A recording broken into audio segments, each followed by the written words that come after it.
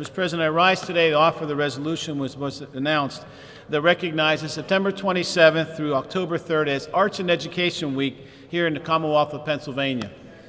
Arts and education, Mr. President, is important, and the statistics and the studies prove that.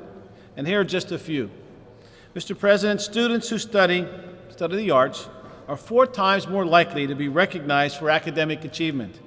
And those same students are also 3 times more likely to be awarded for school attendance. And finally, Mr. President, students with 4 years of art and music average 40 points higher on the written portion of the SATs than students who have less than that amount of time. Bravo. And Mr. President, I can go on and on. The studies reflect and the statistics reflect that arts and education is a valuable investment. On this chamber floor, Mr. President, we've recognized many budding artists for their work and for their achievements. And virtually everywhere we go, you'll see evidence of the arts in our communities. And here in our own Commonwealth, in our own Senate chamber, as Senator Dinniman referenced earlier today, we see the great work of Violet Oakley, a woman who was the very first state public contract to produce the beautiful murals that we see not only in this chamber, but across this General Assembly and this Capitol building. Those are the type of things that we want to replicate throughout our communities.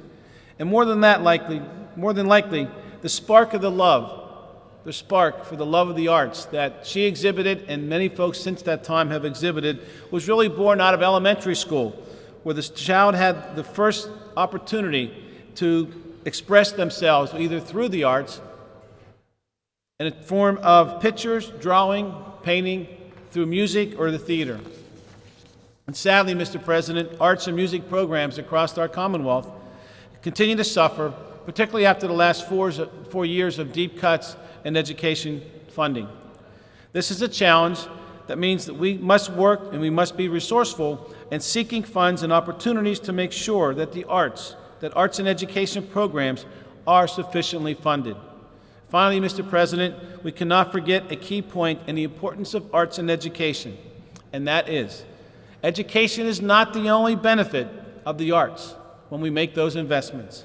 The arts are a proven contributor to job creation and economic growth and activity, something that we're always working on here in Pennsylvania and to restore to our communities. More recently, a study by the Americans for the Arts drew a direct correlation between investments in the arts and job growth and economic development and activity. And that investment begins in our schools. According to the study, the arts generated $2.55 billion in total economic activity and $1.8 billion in household income to local residents and support more than 18,000 full-time jobs here in Pennsylvania. That's why we need to continue to make investments in the arts and in the arts and education particularly. And that arts deliver $360 million in local and state government revenue. That's what the arts mean to our local communities, aside from the benefit that it provides to the individuals who are participating.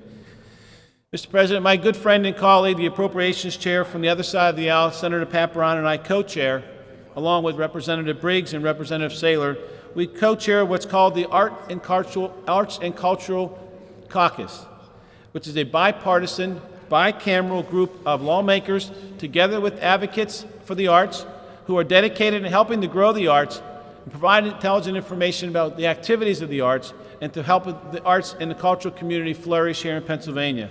And we held a meeting earlier today here in the Capitol and heard about 2 wonderful organizations who are dedicated to ensuring that our youngest children are given the opportunity to explore the arts in their community. And if you didn't have an opportunity to join us, I suggest to encourage that you come to one of our next meetings, but specifically go to our website, paartsculturalcaucus.com, and you will find the 2 PowerPoint presentations that were made today along those lines. There were presentations from the Pennsylvania Humanities Council and the work that they do working with after-school programs in our libraries, as well as a presentation from the Carnegie Museum of Natural History in Western Pennsylvania. It's truly a way to see evidence and to hear stories about how our investments are making a difference in the lives of children and their families. So, Mr. President, I know and I believe in arts and education, and I believe in the value for our Pennsylvania and for our families and our kids. and I'd like to believe that all my colleagues do the same. So to that end, Mr. President, I ask that my colleagues join me in recognizing September 27th through October 3rd, 2015 as Arts and Education Week here in Pennsylvania.